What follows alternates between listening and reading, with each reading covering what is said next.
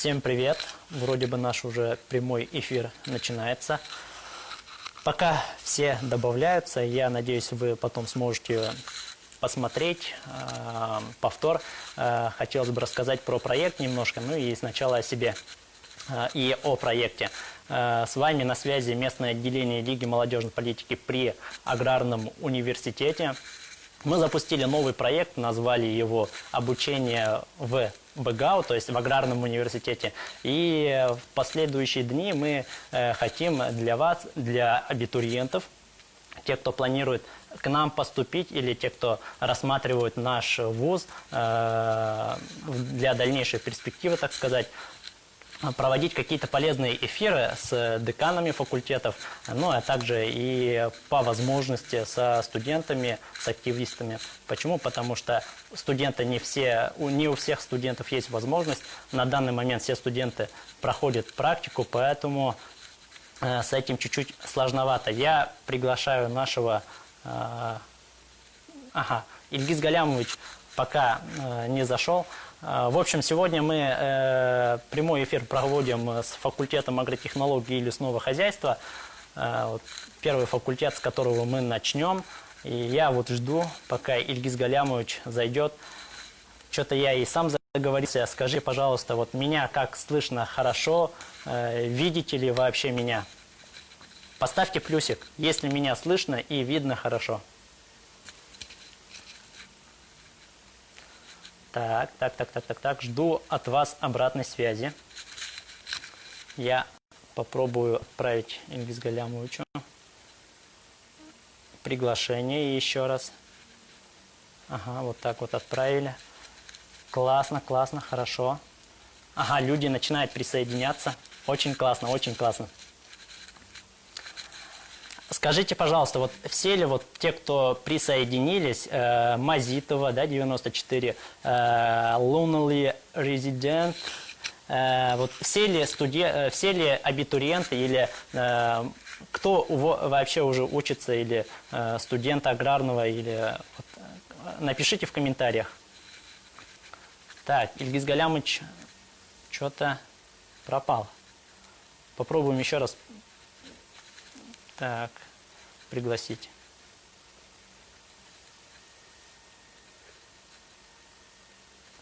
Так, ну пока, если он не войдет, мы его не увидим. Ждем Ильгиз Галямовича. Ну, я пока вкратце расскажу о себе. Я сам из этого же факультета ровно в 2015 году поступил сюда, на этот факультет. И уже прошло, как вы знаете, как вы видите, 5 лет. И уже там я бакалавриат завершил, и теперь я на магистратуре.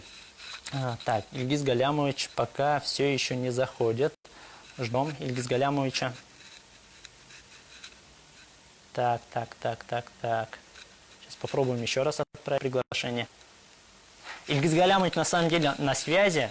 Мы вот с ним за минуту буквально созванивались в директе.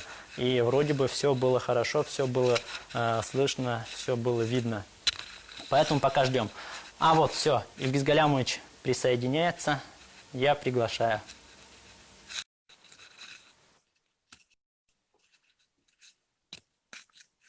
Ждем Ильгиз Галямовича. Идет ожидание. Ага. Ильгиз Галямович, добрый вечер. Рады вас видеть. Взаимно. Ага. Как у вас дела? Все хорошо, замечательно. Вот буквально несколько минут тому назад мы получили квадрокоптеры в количестве 11 единиц, которые планируем в будущем использовать в учебном процессе, научном процессе и так далее. Вот такой вот хорошей новости. Я выхожу в эфир на сегодняшний. Ильгиз Галямович, квадрокоптеры у вас в кабинете? Квадрокоптера нет, к сожалению, остались у нас в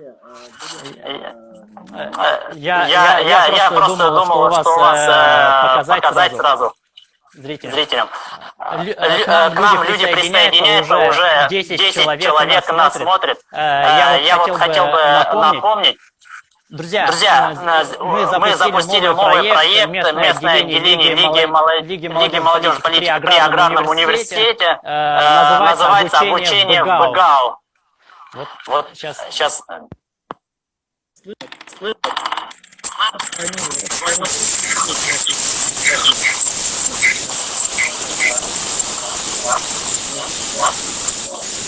В общем, вот такие в общем, и рассказывать вам о том, как вообще проходит у нас обучение, какие сложности есть или какие вообще возможности. Скажем, факультетом попробуем выйти. Но сегодня у нас первый факультет это агротехнологии и лесного хозяйства. С нами на связи декан факультета Асылбаев Ильгиз Галямович. Еще раз, Ильгиз Галямович, здравствуйте. Добрый вечер, всем привет. Ага. Вот и, наверное, самый такой первый вопрос. Почему агрофак? Почему абитуриенты должны выбрать именно ваш факультет? Ильнур, не ваш, а наш факультет, наверное, так правильно. Да, наш. Но я буду чуть-чуть на стороне зрителей, чтобы как-то интереснее получилось. А так я уже сказал, что я факультет вашего факультета. Точнее, студент вашего факультета. Обучаться на нашем факультете. Преимуществ обучения на нашем факультете очень много, конечно же, Ильнур. Почему? Потому что сам ты уже отметил, что первый факультет агротехнологии. Наш факультет начинается на букву А, так ведь? И мы всегда стараемся быть первыми, всегда стараемся быть лидерами. И лозунг нашего факультета – работать на результат. Поэтому любую работу мы стараемся выполнять с результатом, с хорошим результатом, с положительным результатом. И поэтому я считаю, что в будущем направление факультета будет только двигаться по этому вектору. Почему агрофак? Да потому что на нашем факультете реализуется самая лучшая модель обучения, которая есть, можно сказать, во всем мире. То есть у нас все направления подготовки аккредитованные. То есть это о чем говорит? О том, что у нас есть бюджетные места. Это, я считаю, хорошее подспорье по сравнению с другими направлениями подготовки. Ильгиз Галямович, можно сразу вопрос. А в этом году бюджетные места увеличились или как? Да, в этом году, Ильнур, бюджетные места у нас увеличились. Если в прошлом году мы принимали на первый уровень подготовки бакалавриата 80 мест, то в этом году 101 место. 101 место, да, это на бакалавриат. А всего у нас 145 бюджетных мест. Если мы будем говорить о бакалавриате, то это 101 место. Далее следующая ступень обучения – это магистратура. И последняя ступень высшего образования – это аспирантура. То есть вот в этом есть и огромное преимущество нашего факультета. В том, что у нас реализуется 3 ступени высшего образования. Это бакалавриат, магистратура и аспирантура.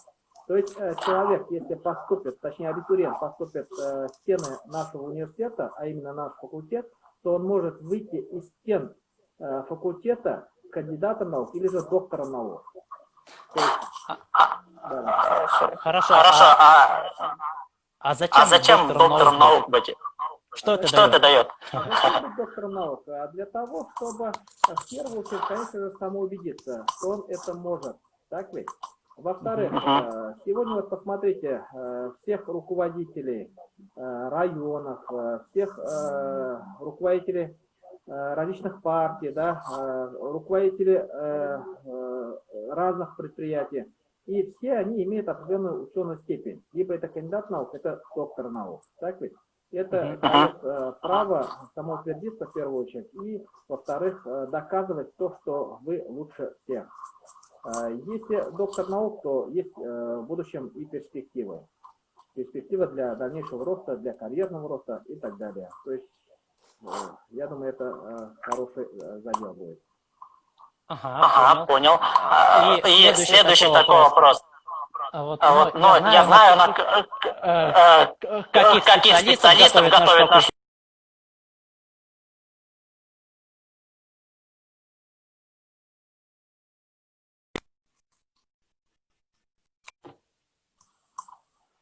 Наш факультет готовит специалистов по 4 направлениям. Первое – это агрономия, второе – это агрохимия, агропочвоведение, третье – лесное дело, четвертое – это ландшафтная архитектура. То есть вот по 4 направлениям мы на сегодняшний день ведем подготовку. Ага, вот планируется еще направление. Открыть. Дополнительных направлений пока мы не планируем открывать. То есть пока мы акцент делаем на этих 4 направлениях, каждое из этих направлений сегодня пользуется спросом как в отрасли сельского хозяйства, так и лесного хозяйства, ну и городского хозяйства. Если возьмем, допустим, направление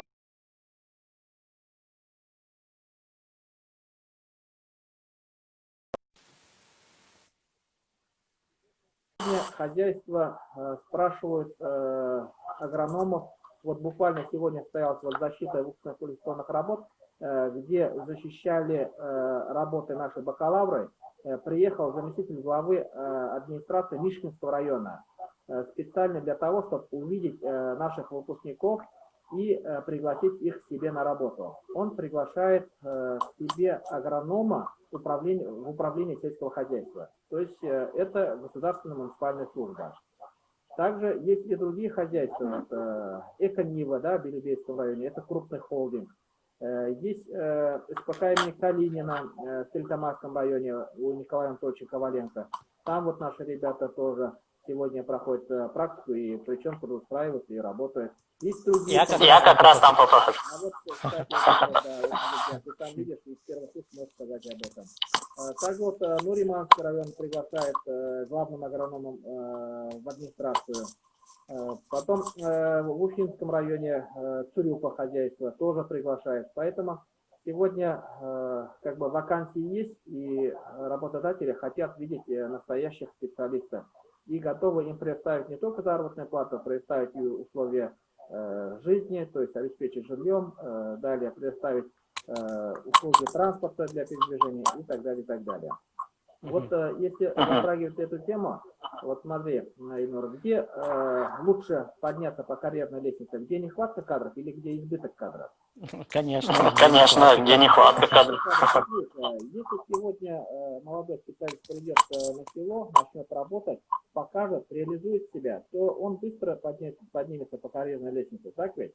То есть в тот день, когда он сегодня агроном, завтра руководитель хозяйства, послезавтра заместитель главы, а через несколько десятков лет он уже глава администрации и министр сельского хозяйства. Почему бы и нет? Примеров очень много в этом направлении. Ну и далеко, наверное, ходить. Вот у нас Ильшат Ильдусович Фазрахманов. Он же тоже наш выпускник. Он, да, выпускник Башкирского государственного аграрного университета по направлению подготовки ветеринарии. Ветеринарии, да. Вот. А примеров, в принципе, много. Вот если брать наших именно выпускников, да, вот возьмем министра лесного хозяйства Шарафуддинов Марат Искандарович. Он наш выпускник направления подготовки лесное дело. Пожалуйста, работает. То есть он также обучался, также завершал наш факультет именно. Ну, возьмем других наших выпускников, да, заместителей министров, руководители крупных предприятий, главы администрации. Среди них тоже есть наши выпускники. Поэтому вот Раиль Сарихович Сарбаев, ребята, может быть, знают, может быть, слышали. Он наш выпускник направления подготовки агрономии. В свое время начинал с агронома, ну и в последующем дорос до должности премьер-министра правительства Республики Башкортостан. Сегодня возглавляет корпорацию развития Республики Башкортостан. Поэтому, пожалуйста, примеров много, и есть молодые наши кадры, которые занимают настоящие такие вот посты и должности. И любая, как говорится, любое движение зависит от человека самого. Как он поставит цель, как будет двигаться к этой цели и как он будет ее реализовывать, доказывая, что он может. То есть зависит от самого человека. Есть у него стержень. Если есть стержень, то, естественно, он добьется определенных результатов, я считаю. Небольшая порция мотивации от Ильгиза Галимовича. Продолжим. Вот Есть есть ли ли у нас коммерческие основы? Коммерческий проект. Да. Волнует же вопрос, сколько стоит коммерческое обучение? Ну, на сегодняшний день на коммерческой основе мы принимаем абитуриентов. Стоимость его составляет в пределах 105 тысяч рублей в год. Эту сумму абитуриент может оплачивать самостоятельно, причем оплачивать разово, либо делить его по семестрам. То есть в течение года на 2 равные доли разделить и оплатить стоимость обучения за год. Далее, следующий момент есть, мы можем готовить по заявке предприятия, организации АПК.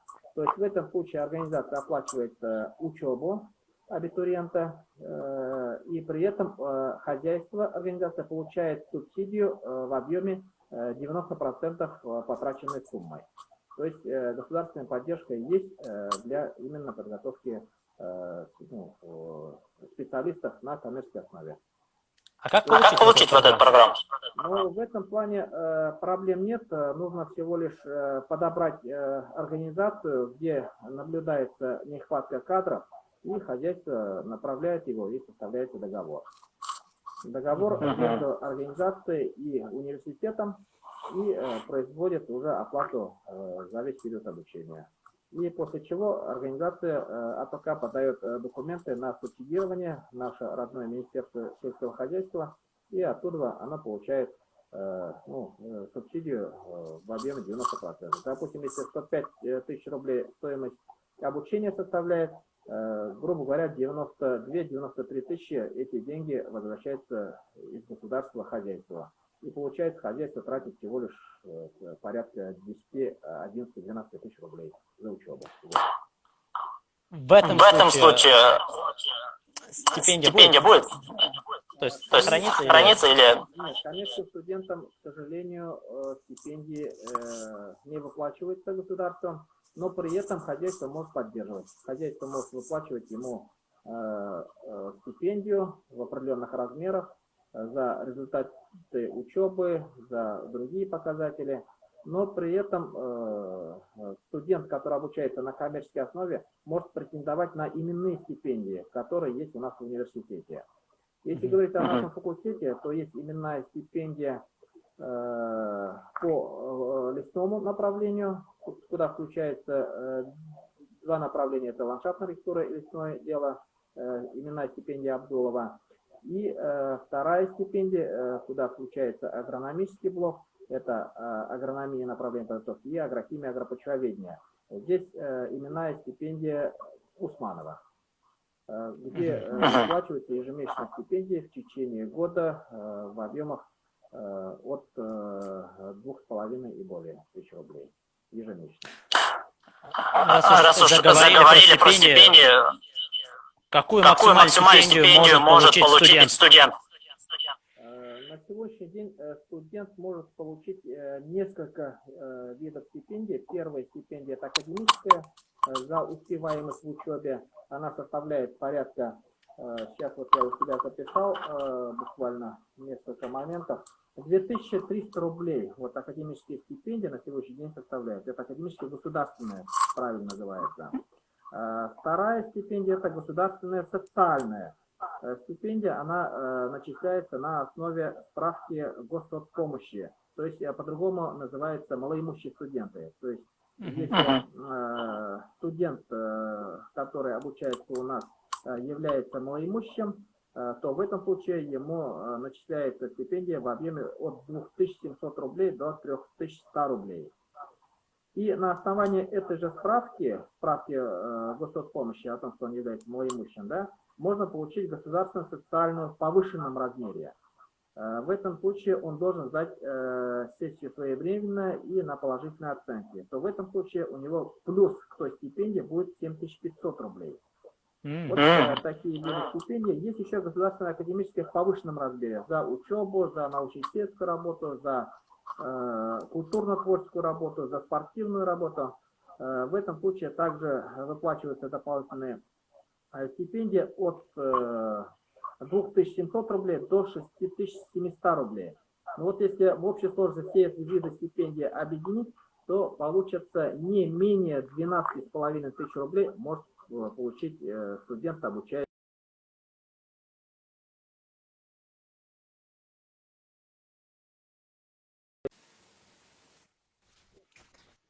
До 28 тысяч рублей ребята получали. Их, конечно, небольшое количество, их единицы, но при этом, как говорится, имеет место быть, и были случаи, поэтому...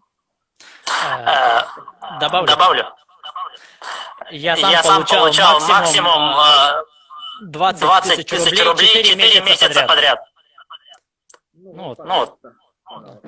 Чтобы подтвердить живым примером. Хорошо. У нас же еще именные стипендии правительства Российской Федерации, президента Российской Федерации, далее главы Республики Башкортостан. Так ведь именные стипендии Россельхозбанка. Вот буквально недавно 5 студентов получили эту стипендию. И размер ее составляет 10 тысяч рублей ежемесячно. Из этих 5 ребят 2 это наши девушки. Девушки, которые обучаются у нас на 4-м курсе. То есть они ежемесячно получают, плюс к той стипендии, которую они получают в стенах университета, да, еще от Россельхозбанка 10 тысяч рублей. Плюс 10. Вот Классно. Классно. Это очень здорово, я считаю. Про стипендии поговорили. Вот чем может похвастаться наш факультет в материально-техническом плане? В лаборатории может быть. Да. В последние годы мы очень сильно усилили материально-техническую базу, создали очень много лабораторий, где можно проводить занятия, учебные занятия, ну и также проводить научные исследования. Ну, здесь, если буквально вкратце сказать, то есть у нас лаборатория генетики и лаборатория селекции и генетики, да, где мы занимаемся микроклональным размножением различных культур, плодово-ягодных культур, декоративных культур, и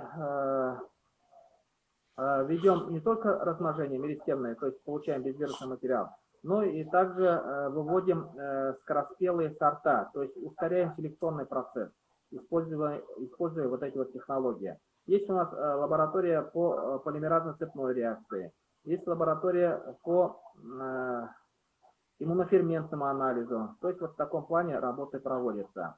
Тогда, когда мы получаем растения в проверке. Далее есть у нас лаборатория точного земледелия, где используем квадрокоптеры, где используем цифровые карты, где ведем учет засоренности посевов, используя NDVI-снимки. Далее есть лаборатория, где можно проводить занятия в онлайн-режиме. Сегодня это как никогда становится актуальным, так ведь? Да. Мы во время занятий выходим на связь с производством. Таких лабораторий у нас несколько. Это лаборатория, которая создана совместно с предприятием Башинком, это научно-внедренческое предприятие Башинком, которое производит 35% всех биопрепаратов в нашей стране.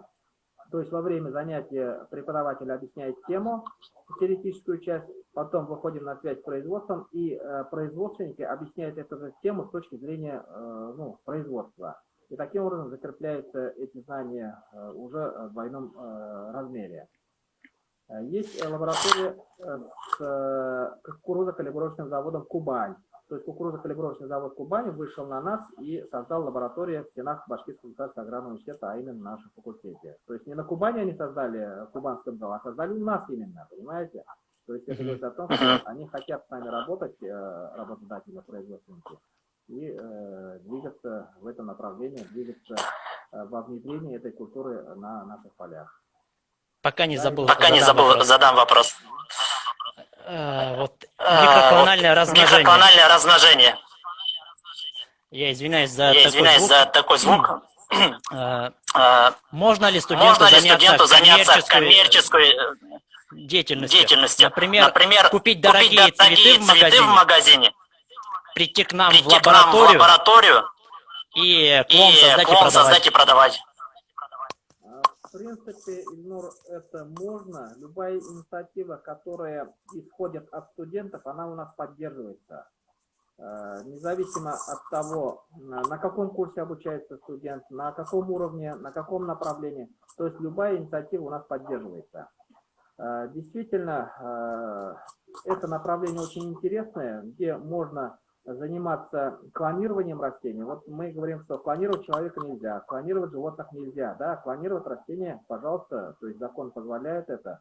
И любой желающий человек в этом направлении может работать. В этом направлении мы что делаем? Можно, допустим, оздоровить любое состарившееся растение. То есть любую яблоню, которая приносит хорошие плоды, но она состарилась, да, мы можем его омолодить. То есть создать клон этой яблони. Либо любое другое растение. То есть можем также омолодить и, пожалуйста, его адаптировать к местным условиям и реализовывать. Сейчас уже это можно вести не только по направлению агрономии, но и также можно вести по направлению лесное дело, ландшафтная архитектура. Это один из блоков, где можно зарабатывать деньги нашим студентам. Наши студенты также вот на направлении ландшафтная архитектура. Очень интересное направление, пользуется очень большим спросом, и самый большой конкурс именно здесь, вот на этом направлении. Здесь ребята после изучения ряда дисциплин, спецдисциплин, могут уже делать проекты. То есть они освоили определенные навыки, умения, и в последующем они могут оказывать услуги для приусадебных участков, да, для дачников. Мы сейчас же привыкли видеть красоту, чтобы у нас во дворе было красиво, газон был, как говорится, посеян. Далее, значит, сделана альпийская горка, ракари сделан, либо другой объект ландшафтной архитектуры.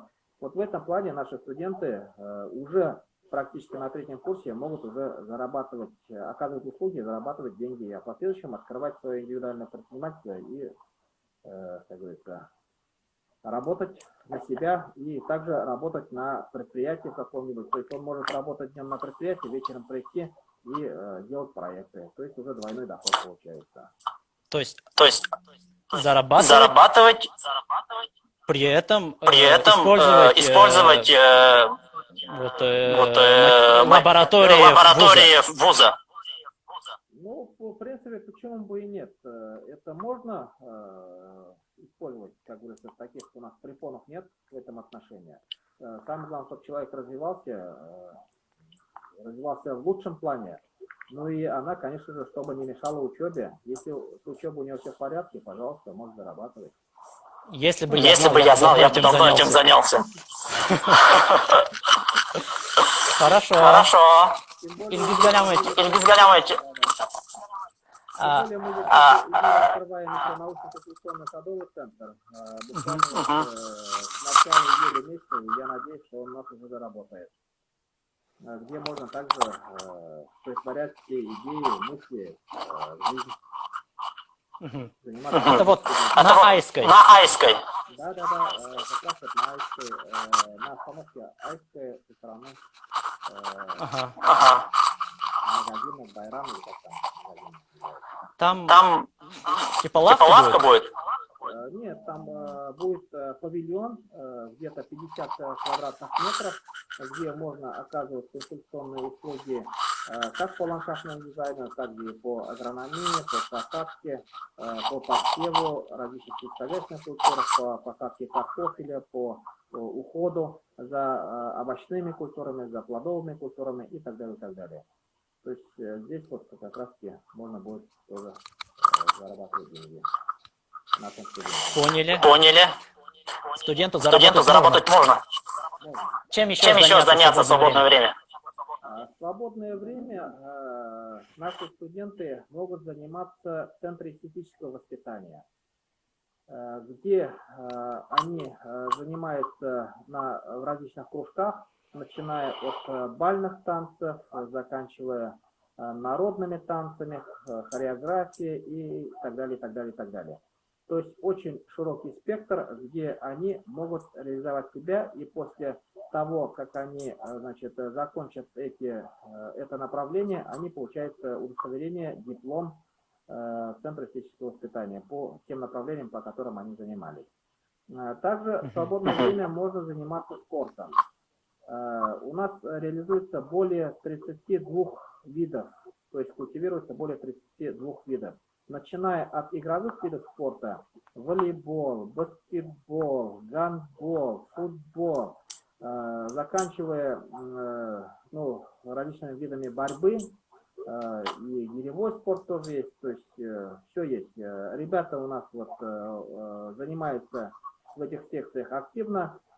Для примера могу сказать, команда Уфимец, баскетбольная команда, она тренируется в стенах нашего университета и участвует уже, как говорится, в высшей лиге. Поэтому кто хочет заниматься спортом, все дороги ведут к нам. Далее, деятельностью может заниматься, общественной деятельностью может заниматься, волонтерской деятельностью может заниматься в составе студенческого специализированного отряда. То есть, Колос. Да, Колос. Есть линейные отряды на нашем факультете, такие как Хлеборов, да,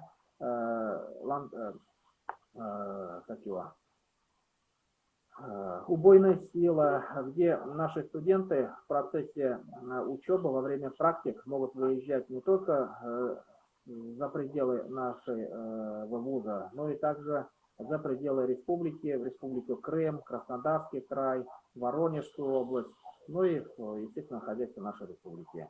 И за хорошие результаты они могут получить от рук главы республики автомобиль Нива. Такие примеры есть. Двое ребят нашего университета получили автомобиль Нива от рук главы. То есть это лучшие ребята, которые больше всех намолотили на комбайнах, зерно и так далее. Ильгиз Ильгиз Галямович, если честно, если бы не общественная деятельность, я бы остался еще на уборку. То есть вы бы меня еще не ждали. Поучаствовал бы с удовольствием. С какими организациями факультет сотрудничает в плане практики, в плане трудоустройства? Крутые самые организации. Или самые организации. В принципе, мы открыты к сотрудничеству со всеми организациями. Мы сотрудничаем с предприятиями не только республики, но и с предприятиями нашей России, нашей страны. Как я уже отмечал, это кукурузно-калибровочный завод «Кубань». Да? Потом Всероссийский научно-исследовательский институт кукурузы, город Пятигорск. Далее, значит, если говорить о нашей республике, то это крупные компании, крупные агрохолдинги, которые занимаются возделыванием сельскохозяйственных культур. Это СПК имени Калинина, это Эконива, это ГУСП совхоз Рощинский, это ГУСП совхоз Алексеевский, ну и ряд других крупных хозяйств. В области лесного дела тоже мы сотрудничаем с многими лесничествами, с Росфинформом, с Центром защиты леса, ну и, естественно, с нашими министерствами лесного хозяйства и сельского хозяйства. То есть широта очень, как говорится, такая впечатляющая. Тут мне пишут, советуют, что убавить мне звук. Теперь меня лучше слышно. Я убавил просто. Так, хорошо. Самый, наверное, волнующий вопрос. Проживание.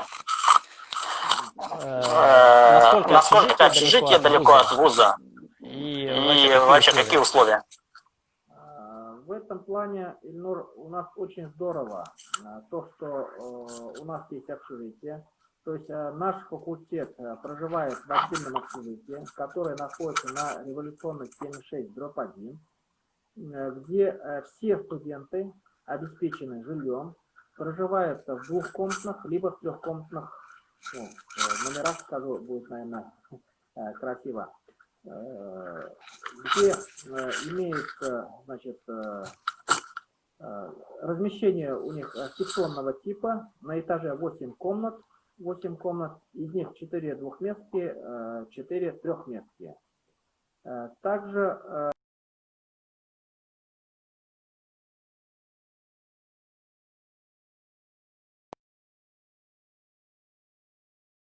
доходит пешочком и доходит за 15 минут. Внизу в общежитии есть еще спорткомплекс. Зал спортивный. Да, есть конференц-зал, есть у нас спортзал, тренажерный зал, компьютерный класс, вот в связи с пандемией мы устанавливали. Также здесь хотелось бы отметить, что невысокая стоимость проживания в общежитии. Если стоимость разделить на количество дней в году, то получается от 15 рублей в сутки стоимость приходится. То есть, грубо говоря, это порядка 5000 рублей в год. 5000 рублей в год. Да. Сегодня, если квартиру снимать, то будет в месяц порядка 15 тысяч рублей. Да? А у нас стоимость проживания в свете составляет 5000 в год. Это, грубо говоря, около 15 рублей в день или же в сутки. Поэтому такие вот условия есть. Условия неплохие. Есть у нас также и другие общежития. Рядом вот с университетом есть под номером 1 комфортабельного типа. Там стоимость чуть выше будет уже. То есть желающие могут заселиться. А если на коммерции? Общежитие есть? Для коммерческих студентов общежитие также предоставляется, но стоимость немного будет выше. Допустим, если стоимость, кто обучается на бюджетной основе в пределах 5000 рублей, 6000 рублей, в зависимости от общежития, так ведь, то у коммерческих будет где-то на 2-3 тысячи чуть дороже. Но в любом случае в пределах разумного. У нас, в принципе, говорю же, все направления подготовки обеспечены общежитием. Проблем у нас нет. И, наверное, третий заключающий, возможно, вопрос. Профессорско-преподавательский состав. Сколько у нас профессоров или сколько молодых учителей? У нас профессорско-преподавательский состав обеспечен полностью, 100%. Все преподаватели имеют ученую степень, либо это кандидат наук, либо доктор наук.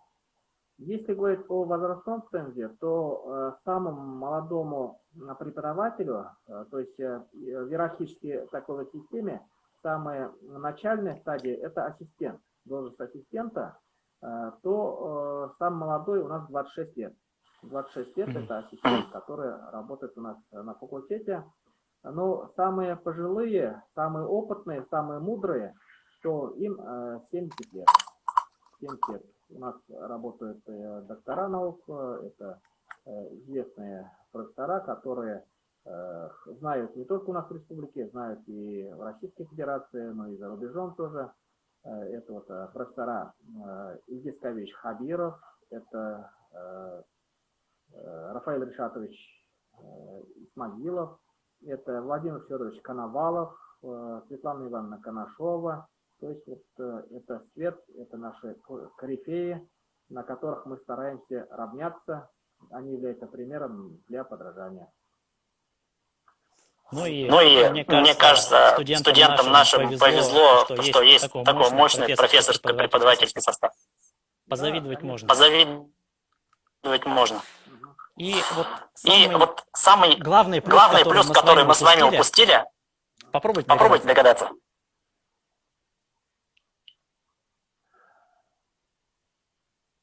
Сейчас скажу. Это то, что мы находимся в главном корпусе. Да! Вот наш факультет, друзья, зрители, находится в главном корпусе. Вообще удобно. Вышел с остановки сразу главный корпус, там наш факультет. Ну, конечно, на пары, если будете опаздывать, вас будут, так сказать, палить. Но в этом большое преимущество, то, что мы находимся в главном корпусе. Поэтому мы и должны находиться в главном корпусе, потому что название нашего университета есть название нашего факультета. То есть Башкирский государственный аграрный, то есть аграрный и агрономический факультет. То есть это одно единое, целое. И поэтому я считаю, мы должны находиться в главном корпусе. Мы достойны этого. Достойны этого, потому что мы, точнее наш факультет образован, он со дня, то есть старт формирования вуза началось от нашего факультета. То есть наш факультет был первым, от которого началось образование университета. И преимуществ, конечно же, очень много от того, что мы находимся в главном корпусе. Это вот транспортная развязка, как ты уже отметил, но то есть в любую точку можно уехать от остановок, которая находится рядом с главным корпусом. Далее, значит, любые делегации, которые приезжают, приходят к нам, они знакомятся с нашей базой, с нашим факультетом, посещают наши лаборатории и всегда с удивлением уезжают от нас с теплыми такими вот пожеланиями, потому что есть что показать, и мы этим гордимся, гордимся нашими выпускниками, гордимся нашими студентами, потому что самые лучшие студенты, самые активные, самые инициативные обучаются именно на нашем факультете. Спасибо. И доказательством этому служат именно наши достижения наших студентов, спортивной деятельности, достижения художественной самодеятельности, достижения деятельности студенческих специализированных отрядов и так далее, и так далее. То есть мы всегда входим в первую тройку, мы всегда в лидерах, и это благодаря нашим студентам, которые обучаются на нашем факультете. Независимо от направления подготовки, даже вот наши первокурсники, которые приходят к нам, они стараются идти в ногу со старшекурсниками и занимают призовые места, занимают гран-при конкурсов, фестивалей и так далее, и так далее. Поэтому я горд, я рад, что с нами, вместе с нами учатся и работают такие вот прекрасные люди. Спасибо. Очень приятно, как студенту вашего факультета. Вот 90 лет же нашему Как будем праздновать? Какие у нас мероприятия планируются? Да, этот год у нас юбилейный, очень значимый. И в этот год мы проводим очень много мероприятий. И любое мероприятие, которое проходит в стенах факультета, в стенах университета, мы посвящаем к нашему юбилею. То есть, будь это научная сессия, будь это конференция, будь это встречи и так далее, все это посвящено. И любая работа, любой результат, он именно делается в честь знака юбилея нашего факультета.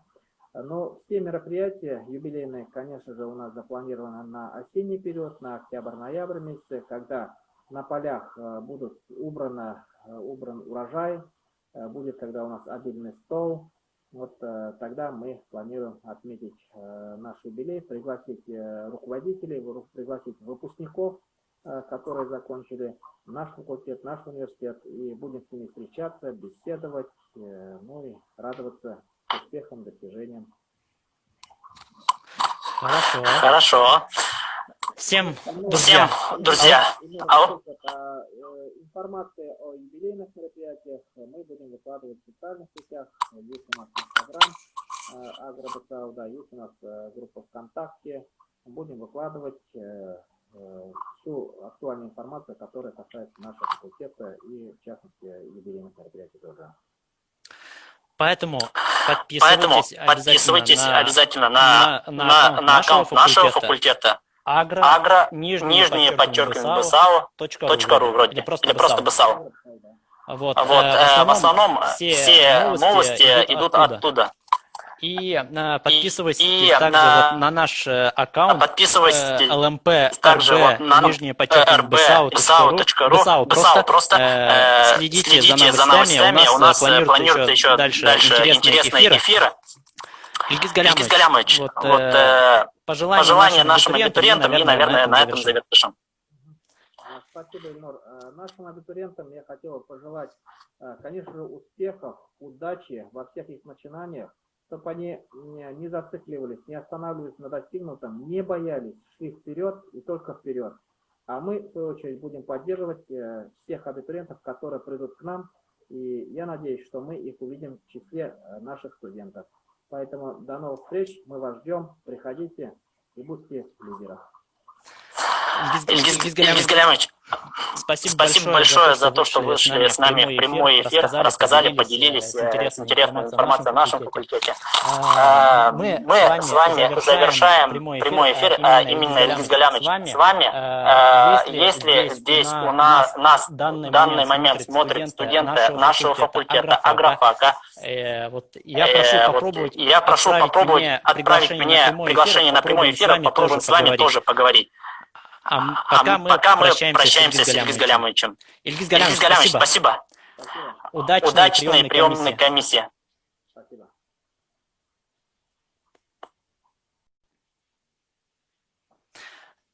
Так, друзья, кто из агрофака, кто может присоединиться ко мне сейчас в беседу? Кто готов? Отправьте, пожалуйста, приглашение.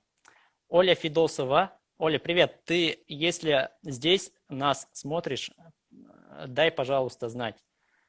Так. Здесь. К сожалению, мы тебя не видим. Хорошо.